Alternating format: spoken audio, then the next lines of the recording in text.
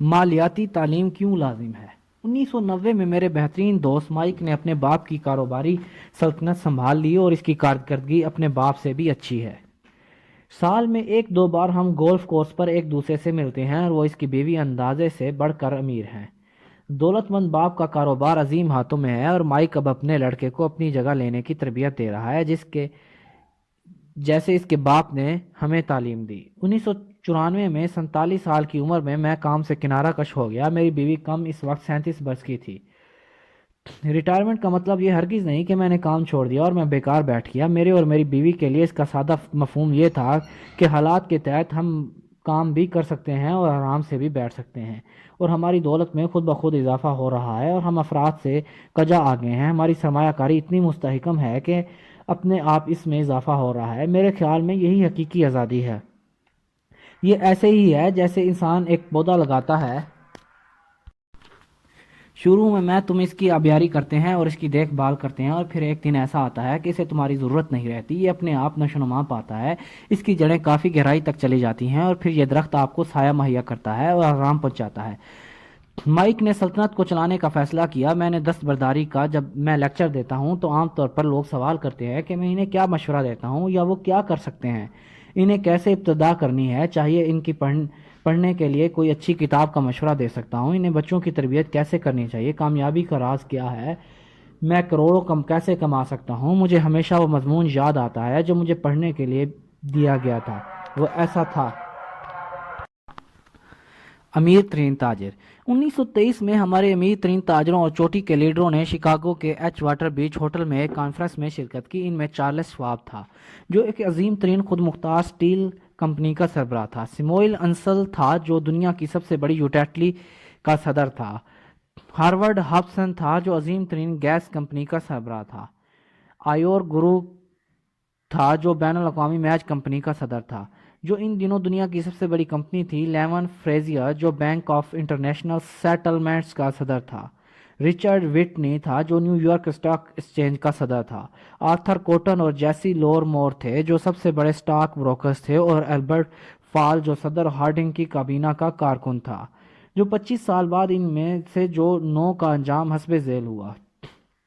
Schwab compulsory کی حالت میں مرا، 5 سال تک اس نے ادھار مانگ مانگ کر گزارا کیا۔ انسل بھی دیوالیہ ہو کر ایک بیرونی ملک میں مرا۔ کروگرا اور کوٹن بھی کنگال ہو کر اگلے جہاں سدھارے۔ ہابسن پاگل ہو گیا۔ وٹنی اور البرٹ ابھی بھی جیل سے رہا ہوئے ہیں۔ فریزیر اور لور مور نے خودکشی کی۔ مجھے شک ہے کہ شاید ہی کوئی آدمی بتا سکے کہ اصل میں ان پر کیا بیتی۔ اگر آپ 1923 کے سن پر نگاہ کرتے ہیں تو 1929 سے کچھ دیر پہلے مارکیٹ افتاد کا شکار ہوئی اور عظیم مالی کساد بازاری کا بحران رونما ہوا، اور مجھے یقین ہے کہ اس مالیاتی دباؤ نے ان لوگوں پر گہرے اثرات رقم کیے اور ان کی زندگیوں میں انتہائی تبدیلیاں رونما ہوئی۔ بات یہ ہے کہ آج کے دور میں تبدیلیوں کا عمل اس زمانے کی نسبت تیز تر ہے۔ جب یہ لوگ زندگی کی دوڑ میں شامل تھے، مجھے اندازہ تھا کہ آنے والے 25 سالوں میں ویسے ہی زیرو بم ہوں گے جیسے اس زمانے میں ہوئے۔ مجھے فکر ہے کہ آج بھی بہت سارے لوگ دولت کے پیچھے بے تحاشا بھاگ رہے ہیں۔ تعلیم کی طرف ان کی توجہ کم ہے، جو ان کی سب سے بڑی دولت ہے۔ اگر لوگوں میں لچک ہے اور وہ ذہن سے سیکھنے کو تیار ہیں تو ان کی تبدیلیوں کے باوجود وہ امیر سے امیر تر ہوتے جائیں گے، اور اگر انہوں نے یہ سوچا کہ پیسہ ہی تمام مصائب کا حل ہے تو مجھے ڈر ہے کہ انہیں مشکلات کا سامنا ہوگا۔ ذہانت سے مسائل کا حل نکلتا ہے اور روپیہ آتا ہے، ذہانت کے بغیر پیسہ جلد ہی رخصت ہو جاتا ہے۔ زندگی میں زیادہ تر لوگ اس حقیقت کے ادراک سے نابلد رہتے ہیں۔ اس چیز کی اہمیت نہیں کہ آپ نے کتنا پیسہ کمایا، البتہ یہ بات اہم ہے کہ آپ نے کتنا بچایا۔ ہمیں بہت سی کہانیاں سننے کو ملتی ہیں کہ فلاں غریب نے لاٹری میں اتنا پیسہ کمایا اور ایک دم امیر کبیر بن گیا اور پھر دوبارہ مفلس ہو گیا۔ ان کا ہزاروں لاکھوں کا انعام نکلتا ہے، مگر تھوڑی مدت بعد وہ دوبارہ کلاش ہو جاتے ہیں۔ ہمیں ان پیشہ ور کھلاڑیوں کے بارے میں بھی بتایا جاتا ہے جو 24 سال کی عمر میں کروڑوں ڈالر کماتے ہیں، مگر جلد ہی تقریباً 34 سال کی عمر تک کسی پل کے نیچے بچھونا بچھا رہے ہوتے ہیں۔ آج کے اخبار میں ایک نوجوان نے باسکٹ بال کے کھلاڑی کے بارے میں خبر ہے کہ جس کے پاس صرف 1 سال پہلے 1 کروڑ ڈالر تھے۔ آج اس نے دعویٰ کیا ہے کہ اس کے دوست، اس کا وکیل اور اس کا اکاؤنٹنٹ یہ تمام دولت چٹ کر گئے، اور آج کل وہ ایک گیس اسٹیشن پر گاڑیوں کی دھلائی کر رہا ہے۔ اس عمر کی صرف 29 سال ہے۔ بعد میں اسے یہاں سے بھی جواب مل گیا کیونکہ اس نے ہاتھ سے وہ انگوٹھی اتارنے سے انکار کر دیا تھا جو اسے چیمپئن شپ جیتنے کے اعزاز میں دی گئی تھی۔ اس کی کہانی چھاپ کر اخبار والوں کو بہت فائدہ ہوا۔ وہ اس کے خلاف عدالت میں دائر کر رہا ہے۔ اس نے اسٹیشن کے مالکوں پر نسلی تعصب برتنے کا الزام لگایا اور پھر غالباً اس کی کل کائنات یہ انگوٹھی ہوگی۔ اس کا کہنا ہے کہ اگر یہ انگوٹھی سے چھن گئی تو وہ ریزہ ریزہ ہو کر بکھر جائے گا۔ 1997 میں مجھے بہت سے ایسے لوگوں کے بارے میں علم ہے جو کروڑ پتی بن رہے تھے، 20ویں صدی میں ایک دفعہ پھر اپنے جوبن پر ہیں، اور جبکہ میں اس بات پر خوش ہوں کہ لوگ جلد دولت مند بن رہے ہیں، میں انہیں پھر خبردار کر رہا ہوں کہ قطع نظر اس کے کہ وہ کس طرح امیر سے امیر تر ہو رہے ہیں، زیادہ اہم یہ ہے کہ آخر وہ کتنا بچا پاتے ہیں اور کتنی نسلوں تک چلتا ہے۔ چنانچہ جب لوگ پوچھتے ہیں کہ میں کب شروع کروں اور کہاں سے، یا مجھے جلد امیر ہونے کا طریقہ بتائے، تو عام طور پر وہ میرے جوابوں سے بہت مایوس ہوتے ہیں۔ میں ان سے وہی پوچھتا ہوں جو مدتوں پہلے میرے امیر ڈیڈ نے مجھ سے کہا تھا۔ میں بہت چھوٹا تھا۔ اگر تم امیر ہونا چاہتے ہو تو مالیاتی سوجھ بوجھ حاصل کرو۔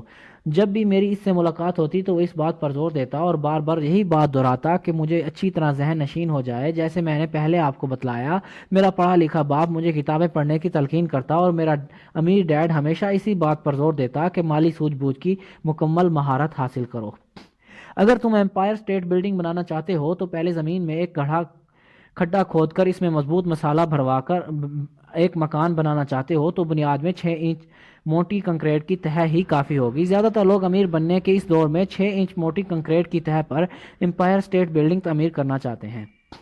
ہمارے نظام تعلیم کی بنیاد ذمہ داری نظام کے دور میں رکھی گئی، جو ابھی بھی ایسے ہی مکان بنانے پر یقین رکھتا ہے جن کی بنیاد سرے سے موجود ہی نہیں۔ ابھی تک مکانوں کے فرش کچے ہیں۔ چنانچہ جب طالب علم سکولوں سے گریجویشن کرتے ہیں تو انہیں کسی کی مالی تربیت نہیں ہوتی اور ایک دن بے خوابی کے عالم میں سر پر قرضے کے بوجھ سمیٹے ہمارے یہ امریکن ڈریم کے متلاشی اپنی مسائل کا حل یوں ڈھونڈتے ہیں کہ جلدی سے دولت حاصل کرنے کا کوئی نسخہ تلاش کر لیتے ہیں، اور پھر اونچی عمارت کی تعمیر شروع ہوتی ہے اور اس کی بلندی میں روز بروز اضافہ ہوتا ہے، اور جلد ہی امپائر اسٹیٹ بلڈنگ کی جگہ پیسے کا ٹیڑھا مینار ظہور پذیر ہوتا ہے۔ راتوں کو نیند پھر سے غائب ہو جاتی ہے، اور میری اور مائک کی حالت جدا تھی۔ ہمیں ہمیشہ سے شروع سے ہی ایک مضبوط مالیاتی بنیاد وضع کرنے کی تربیت دی گئی تھی، اور بڑے ہو کر ہمارے لیے دونوں متبادل اختیار کرنے ممکن تھے۔ بات یہ ہے کہ اکاؤنٹنگ دنیا میں خوش ترین مضمون ہے اور بعض دفعہ یہ انسان کو بدحواس بھی کر دیتا ہے، لیکن اگر امیر بننا ہے اور لمبا عرصہ امیر رہنا ہے تو یہ مضمون سب سے اہم ہے۔ مسئلہ یہ ہے کہ اس طرح کا روکھا پھیکا موضوع بچوں کو کیسے پڑھایا جائے۔ اس کا جواب یہ ہے کہ اسے سادہ بنائیں اور تصویروں کے ذریعے اپنے بچوں کو اس طرف راغب کریں۔ میرے امیر ڈیڈ نے مائک اور مجھے ایک مضبوط مالیاتی بنیاد فراہم کی۔ چونکہ ہم بچے تھے لہٰذا ہمیں سکھانے کے لیے اس نے ایک سادہ طریقہ ایجاد کیا۔ کئی سالوں تک وہ تصویریں بناتا رہا اور الفاظ بولتا رہا۔ مائک اور میں ان سیدھی سادی تصویروں کو بخوبی سمجھ گئے۔ پھر پہیلیوں کی باری آئی، روپیے کی ترسیل کے بارے میں آگاہی ہوئی اور بعد ازاں امیر ڈیڈ نے عددوں کی جمع تقسیم شروع کی۔ آج مائک مالیات کے پیچیدہ مسائل کو چٹکی بجاتے حل کر لیتا ہے، کیونکہ اسے یہ کرنا ہے، اسے بلین ڈالرز پر مشتمل سلطنت کو چلانا ہے۔ مالیات جس میں خاصا ماہر ہوں، اگرچہ میری سلطنت کا حجم چھوٹا ہے، لیکن ہم دونوں یہ تعلیم ایک ہی وقت، ایک ہی جگہ اور ایک ہی شخص سے حاصل کی۔ آگے چل کر میں ان سادی تصویروں کی پیشکش کرتا ہوں جو میرے امیر ڈیڈ نے ہمارے لیے استعمال کی۔ اگرچہ یہ تصویر میں عام فہم ہے، مگر 2 چھوٹے لڑکوں کو دولت کمانے کے لیے انہوں نے مضبوط اور گہری بنیادیں مہیا کی۔ پہلا اصول: تمہیں ایک اثاثے یا جائیداد اور ایک ذمہ داری یا بوجھ کے درمیان فرق معلوم ہونا چاہیے۔ اگر امیر بننا ہے تو تمہیں صرف اس فرق کا ادراک ہونا چاہیے۔ یہ پہلا اصول ہے اور صرف یہی ہے۔ ہو سکتا ہے کہ بظاہر یہ مذاق خیز حد تک سادہ دکھائی دے، مگر بہت سے لوگوں کو علم نہیں یہ اصول کتنا اہم ہے۔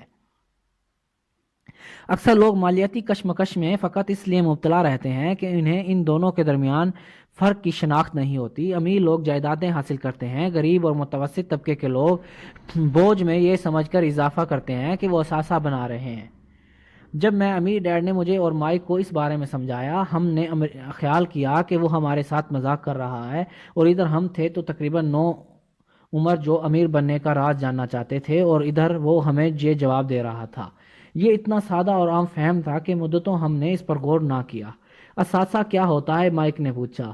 ابھی اس کی غور نہ کرو، اس نے کہا، ابھی اس خیال کو ذہن میں جگہ بنانے دو۔ یہ بالکل سادہ ہے، تمہاری زندگی میں تمہارا کوئی منصوبہ ہوگا اور مالی لحاظ سے تم اچھے رہو گے، یہ ایک سادہ خیال ہے، اس لیے زیادہ تر احساس پر توجہ نہیں دی جاتی۔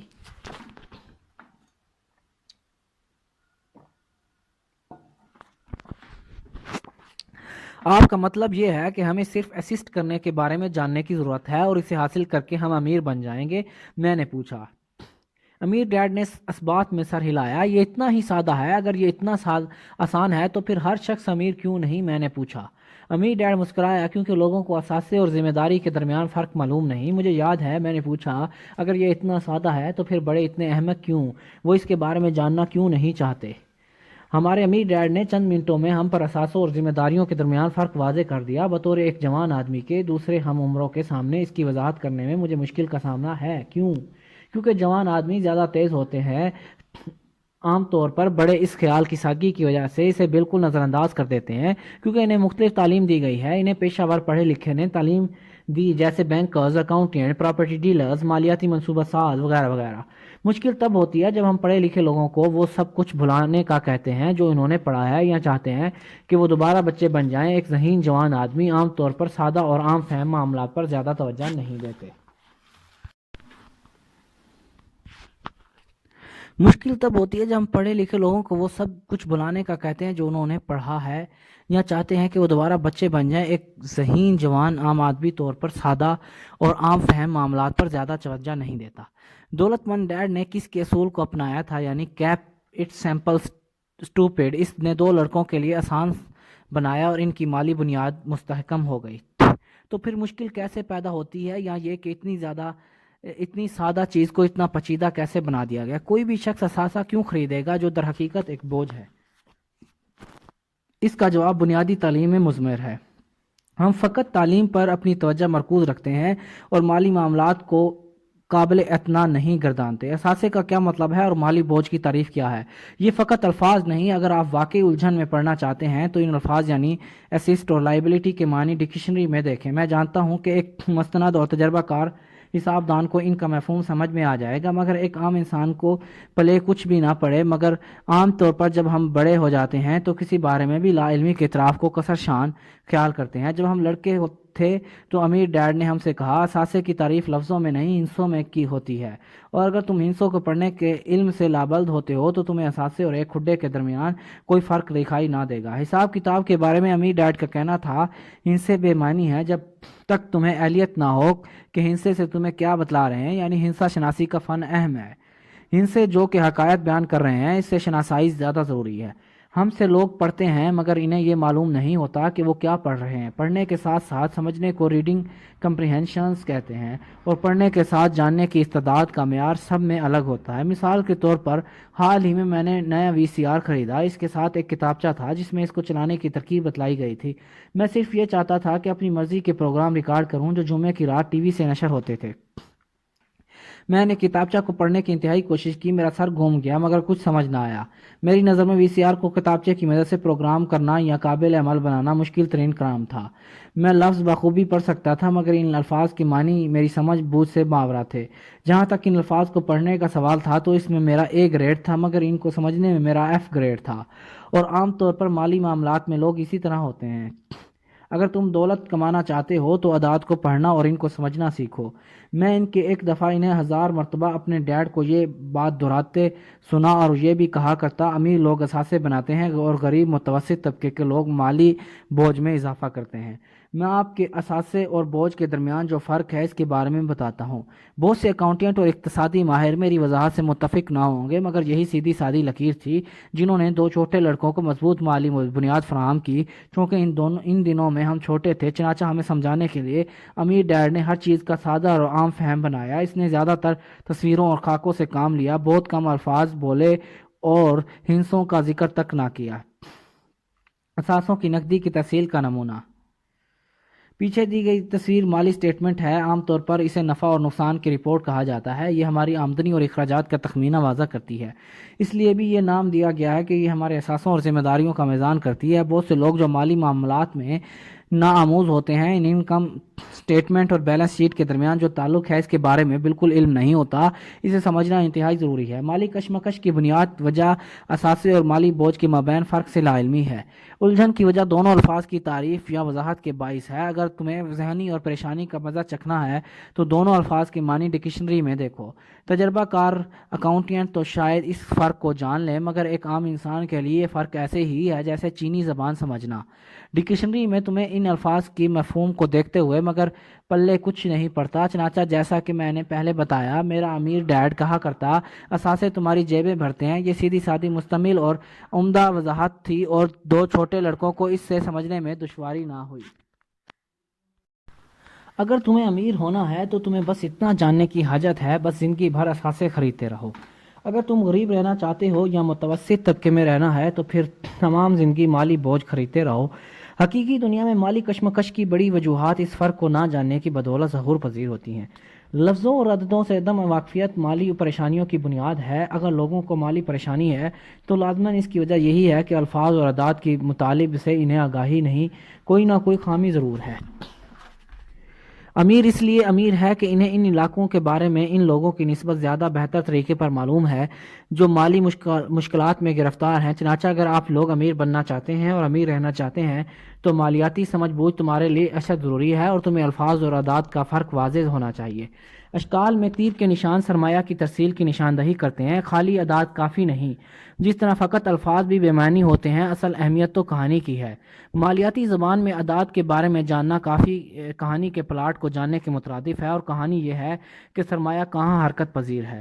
زیادہ خاندانوں میں سے 80% میں اقتصادی کہانی تقریباً یہی ہوتی ہے کہ وہ زندگی بھر سخت محنت کرتے ہیں تاکہ ترقی کریں۔ وہ پیسہ ضرور بناتے ہیں مگر اثاثے بنانے کے بجائے مالی بوجھ بڑھاتے ہیں، اس لیے ان کی پوری زندگی تک تگ و ود میں گزر جاتی ہے۔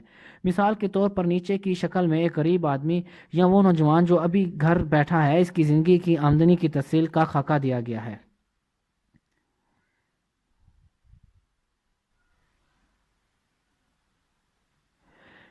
یہ تمام اشکال بے شک ضرورت سے زیادہ ہی سادی ہیں۔ ہر ایک کے اخراجات ہوتے ہیں، اسے خوراک، مکان اور لباس کی ضرورت ہوتی ہے، مگر ان اشکال کے ذریعے اس چیز کو واضح کیا گیا ہے کہ ایک غریب متوسط طبقے کے فرد اور امیر آدمی کی آمدنی اور اخراجات کا نقشہ کیا ہے اور کس طرح وہ کماتے اور کیسے خرچ کرتے ہیں۔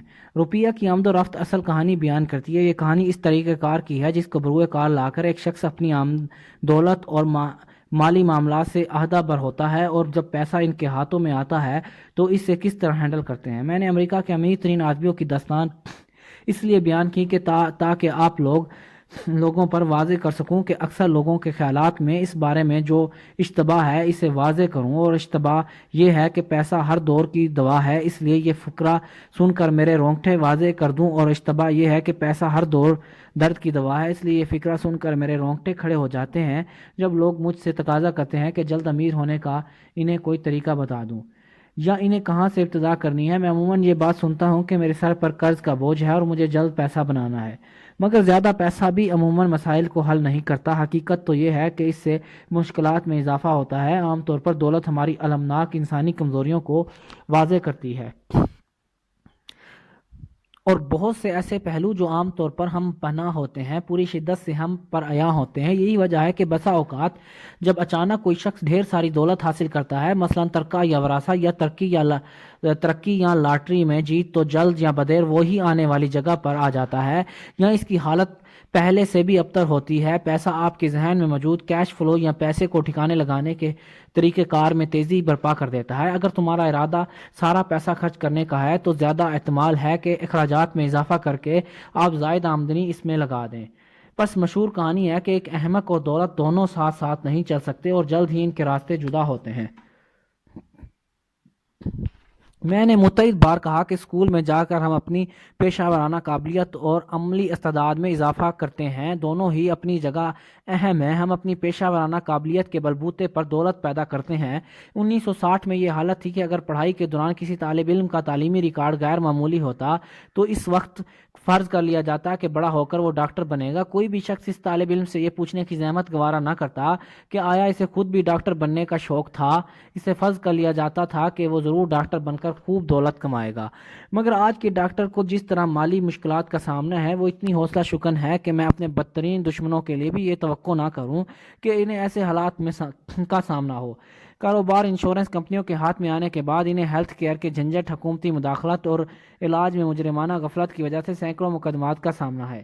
آج کل بچے باسکٹ بال کے کھلاڑی بننا چاہتے ہیں، ٹائیگر ووڈ کی طرف گولفر بننا چاہتے ہیں، کمپیوٹر میں مہارت حاصل کرنا چاہتے ہیں، فلم ایکٹر بننے کے شائق ہیں، سنگر بننے کا انہیں جنون ہے، بیوٹی کنٹیسٹ کا یا مقابلہ حسن میں حصہ لینا چاہتے ہیں، یا وال سٹریٹ کے تاجر بنتے ہیں کیونکہ وہاں انہیں شہرت ملتی ہے، دولت بھی اور عزت بھی۔ یہی وجہ کہ آج کل کے بچوں کو اسکولوں میں پڑھائی کی طرف راغب کرنا مشکل ہو گیا ہے، کیونکہ آج کل کے نوجوانوں کو اندازہ ہو گیا ہے کہ تعلیمی استعداد اب ترقی کا زینہ نہیں بلکہ عامیانہ زندگی کی طرف جانے کا ایک دھندہ لکا راستہ ہے۔ چونکہ بچے بغیر مالیاتی تربیت کے عملی زندگی میں داخل ہوتے ہیں تو شروع میں تو انہیں مالی کامیابیاں نصیب ہوتی ہیں، مگر بعد ازاں اقتصادی دلدل میں پھنس کر رہ جاتے ہیں۔ وہ زیادہ سے زیادہ محنت کرتے ہیں مگر آگے بڑھنے سے قاصر رہتے ہیں، چھٹکارے کی کوئی صورت دکھائی نہیں دیتی، اور ان کی تعلیم میں جو کمی رہ گئی تھی وہ اپنا رنگ دکھاتی ہے، یعنی پیسے کو پیسے خرچ کرنا، اور جب پیسہ ہاتھ میں آئے تو کیا وتیرہ اپنانا ہے، اسے کہتے ہیں مالیاتی رجحان، یعنی پیسہ ہاتھ میں آنے کے بعد اسے خرچ کیسے کرنا ہے اور لوگوں کو چھینا جھپٹی سے خود کیسے محفوظ کرنا ہے، اس طرح لمبے عرصے تک اپنے تصرف میں رکھنا اور اسے کیسے اپنے مفاد میں زیادہ سے زیادہ بروئے کار لانا۔ بہت سارے لوگوں کو یہ بات سمجھ میں نہیں آتی کہ پیسے کے لیے کیوں اتنی سخت محنت کرنی پڑتی ہے، کیونکہ انہیں نقدی کی ترسیل یا فلو کیش کے بارے میں علم نہیں ہوتا۔ کوئی بھی شخص تعلیمی لحاظ سے اور پیشہ ورانہ طور پر بہت لائق فائق ہو سکتا ہے، مگر اسے مالی جوڑ توڑ کا علم نہیں تو سب بیکار ہے۔ انہیں عام طور پر ضرورت سے زیادہ محنت کرنی پڑتی ہے، کیونکہ محنت کے بارے میں تو انہیں علم ضرور تھا مگر یہ نہیں جانتے تھے کہ پیسے کو اپنے استعمال میں کیسے لائیں۔